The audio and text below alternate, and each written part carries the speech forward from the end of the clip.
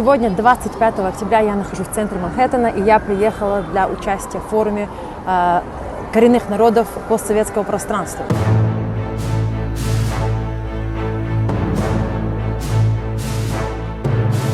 Естественно, мы сюда приехали не как представители коренных народов, а исключительно как представители чеченского государства и чеченского правительства. Мы никоим образом, мы, чеченцы, не идентифицируем себя как коренными народами террористического российского государства по той простой причине, что мы никогда не входили в состав Российской Федерации. И все те политические процессы, которые проходили на территории Чеченской Республики Ичкерия еще с 1990 года, есть тому доказательство. Это во-первых. Во-вторых, цель моего визита заключается в том, чтобы показать коренным народам, что мы их поддерживаем, что мы поддерживаем коалицию коренных народов. Почему? Потому что они являются жертвами Российской империи. Так же, как и чеченский народ, он является жертвой Российской империи. И основная, естественно, цель моего визита заключается в том, чтобы призвать наших американских партнеров, используя свое дипломатическое влияние, побудить Парламентскую ассамблею Совета Европы предоставить нам отдельную площадку, чтобы мы могли уже на этой платформе сами от себя говорить, и чтобы Чеченская Республика Ичкерия могла вести свободный диалог с другими европейскими странами. Это во-вторых. В-третьих, также надо было напомнить нашим американским партнерам, что да, мы сотрудничаем, но нам необходимо уже официальное признание оккупации нашего государства, как это сделала Украина 22 октября 2022 года, и что это официальное признание оккупации нашего государства нам действительно облегчит жизнь, облегчит путь, чтобы уже действительно реализовать физическую деоккупацию Чеченской Республики Ичкерия. Очень приятно было увидеть реакцию американцев, и я думаю, что в очень скором будущем мы увидим масштабные изменения. Также я напомнила нашим американским друзьям о том, что не только Чеченская Республика, но и весь Северный Кавказ может стать очень ценным партнером для Соединенных Штатов Америки и также для всех стран свободного цивилизованного мира. Я сказала, что нужно перестать смотреть на Кавказ через русские линзы. Почему? Потому что Кавказ является неотъемлемой частью Европы. И что Российская так называемая Федерация является оккупантом на территориях кавказских народов.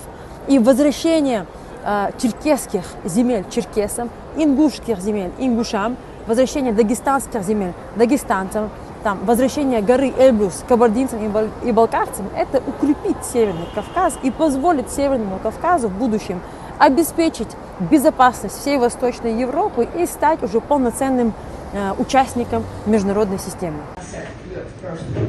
Thank you very much, Julia. And before I start, I would like to thank the organizers of this event and thank you for having me here. It's a great pleasure for me to be here. In fact, it's a great honor for me to be here. Before actually I start talking about the human rights violations, I'm going to mostly focus on the North Caucasus because I come originally from Chechnya and I was born in Chechnya. I would like just to clarify that the Chechen people, we the Chechens, we do not identify ourselves as the indigenous peoples of Russia simply because we have never been part of the Russian Federation. We adopted, the Chechen state adopted its Declaration of Sovereignty in 1990, and then we adopted our constitution in 1992, 1 year earlier than the Russian Federation. And unlike other republics, 16 republics, we never signed the federal treaty with the Russian Federation. Therefore, we are not part of the Russian Federation, so we do not identify ourselves as the indigenous peoples of Russia. This is one element. However, we show full support for the indigenous peoples, and I would like to make it very clear that speaking on the behalf of the Ministry of Foreign Affairs of the Chechen Republic of Ichkeria, we firmly support the indigenous peoples that live across the post-Soviet space. And unfortunately, indigenous peoples that live on the occupied territories by the so-called Russian Federation are misrepresented here in the West And many here in the West believe that Russia is made up of solely Russians and that Russia is a Russian country, although there are many, many non-Russian peoples living within the borders. The question of the rights of the peoples of North Caucasus, the question of the autonomy of the North Caucasian republics is very in critical situation. Why? Because Russia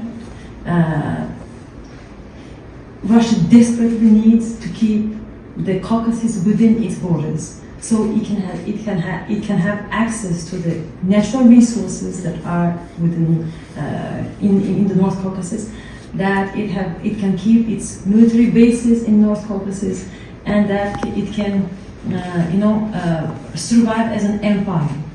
So losing the North Caucasus and losing the Chechen Republic of Ichkeria is like a defeat for the Russian Empire, complete defeat for the Russian Empire. And therefore, the Russian state and the Russian politicians, including Russian so-called liberals, do not see the future of their state without the North Caucasus. That's why even the idea of the independent Chechen Republic of Ichkeria is criminalized in Russia. The idea of the independence of the North Caucasus is criminalized in Russia. Not only criminalized, it's punished. Many individuals who actually defend the independence of Chechen Republic of Ichkeria, defend the independence of Northern Caucasian peoples and North Caucasian republics, face either torture, death, murder, or their families are kidnapped in Chechnya, and it became dangerous for Chechen activists to speak about the rights of the Chechen peoples, but also mostly to speak about the independence of the Chechen Republic of Ichkeria. So Russian politicians and Russian liberals do not see the future of Russia without the Chechen Republic of Ichkeria and without the North Caucasus.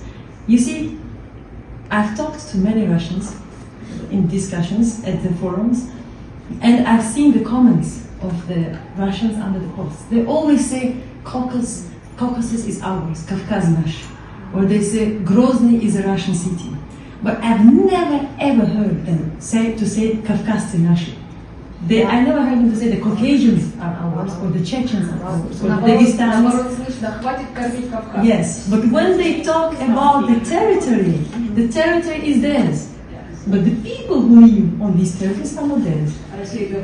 Exactly, that's exactly. And I personally, I will be very honest on this. I am, maybe it's going to sound a little bit too much, but I'm very fed up of this narrative of Russian liberals and of Russian politicians. And they think that we, the peoples, let's say of North Caucasus, and the indigenous peoples that live across the post-Soviet era, are not capable of speaking for ourselves. And when we speak for ourselves, what they do, they try to discredit us, to discriminate us, to dehumanize us, and to take our narrative and completely manipulate it and switch it to something else. And how we should resist it by speaking up for ourselves. And this is very important. And you know, in Chechnya, we did not know much about the Buryat community, because unfortunately during the Soviet era and during the so-called New Russian Federation, the connections between our peoples, there were not any connection between our peoples. We did not have the representation offices of Buryats in Chechnya. We did not have the Chechen representation offices in Buryatia, for instance. There was no connection. And now it's time to really build these connections and to help each other and to show to the world that we can speak for ourselves and we are capable of taking decisions for our peoples, and that we want our lands back because they belong to us. Here in the West, many think, as I said before, that Russia is only about Russians, but there are a lot of non-Russian peoples, and there is a disregard for the indigenous peoples and their rights. And it's very important to raise awareness here in the West about the fact that there are nations that are struggling for their independence and for their freedom. And one of the speakers, Nadezhda, and I salute her for speaking the truth, regardless of the fact that she is in Buryatia, and for her courage to speak for the Buryat people. And I think this is amazing that we have people like Nadezhda who are not afraid to defend their own people. And she actually said very interesting and I think very truthful, she made a very truthful and very interesting statement saying that now the Buryats will realize that the independence of Buryatia is a solution to come out from war. Because as we can see from her statements that the Buryat people are really forced to fight in a war that is not theirs. People can receive, the obligation to participate in the war, and they can't even go out, and they can't leave even Buryatia. So this is very tragic for the Buryat people. I think she's right, and I support this idea that the future of our peoples lies through the path of independence, and we should make understand the Western community and the international community that we want this independence and that we want to take decisions for our people by ourselves. And I hope that the Republic of Buryatia and the Republic of Chechnya very soon will get its own platform in the Parliamentary Assembly of Europe. And I think that Buryat nation deserves to speak for themselves and deserve to have a place to speak for themselves. And that should be done by Buryats only, in my belief. And as a political nation. As a political nation. Also, the same applies to the Chechen Republic of Ichkeria. I think the European community must realize that the Chechen Republic of Ichkeria needs its own platform, recognize the occupation of the Chechen Republic of Ichkeria as Ukraine did in 2022, recognize the occupation of the North Caucasus, and I hope that with the awareness that is increasing in the West, that the US government can use its influence to convince the European Union to grant this platform to the Buryat nation, grant this platform to the Chechen Republic of Ichkeria.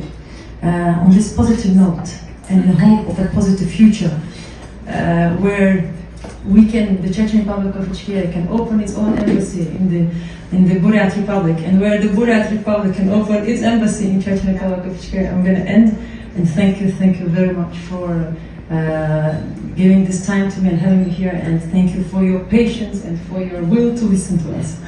You see, the human rights violations, it's a common practice in Chechnya, and it's a common practice that is used by the pro-Russian regime that is identified as Kadyrov's regime, but it's basically a Russian regime because the Kadyrov as an element was created by Putin, and we did not know who Kadyrov was until the moment Putin created him and appointed him as the head of the occupied territory and as the head of the occupation administration in Chechnya. So the cases of human rights violations are numerous in Chechnya. The list is very long, but I'm gonna name those that are very famous and that are very particularly cruel. Recently, I think it was three months ago, a teenager, Khomashov, he was killed by the local forces, and his body was thrown onto the streets for public display. And this was very cruel, and this measure was conducted by the pro-Russian regime, Kadyrov's regime. Then a blogger, 19-year-old blogger, Tipsurkayev, he was kidnapped, brutally tortured, and then also killed. Recently, on the beginning of September, on the 5th of September, a 37-year-old teacher, Shoda Shamaeva, was kidnapped and killed, and the list goes on. And these human rights violations, they are not only limited in Chechnya, they happen across the North Caucasus. Last week, a famous blogger, a Dagestani blogger, Ultra Dagestani, Al-Bakar, he was actually killed by FSB agents in Turkey. And his only crime, the crime of Al-Bakar al-Bakarov, was speaking for the independence of Dagestan. And this shows that Russia, as a country, if we can call it a country, does not respect democratic values and has absolutely no rule of law, the concept of rule of law. And this concept of rule of law does not work in Russia. Why? Because it's a corrupt governmental formation that is made up on occupied territories by suppressing the indigenous peoples on the occupied territories. And the solution to this problem is, I believe, there is a solution to this problem, and the solution to this problem is the dismantlement of the Russian corrupt state system and the dismantlement of the Russian Empire. Because although the centuries changed, the nature of the Russian Empire did not change. The name changed, the nature did not change.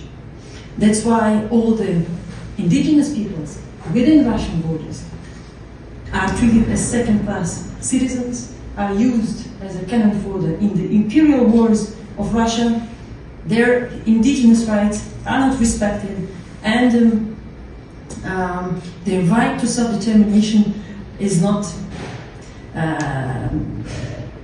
respected, and that's a big problem in my opinion. I hope this answers it. So to briefly summarize, the situation in the region of Northern Caucasus is not exactly the dangerous for the rights, it's exactly the dangerous for the people, for their lives, right?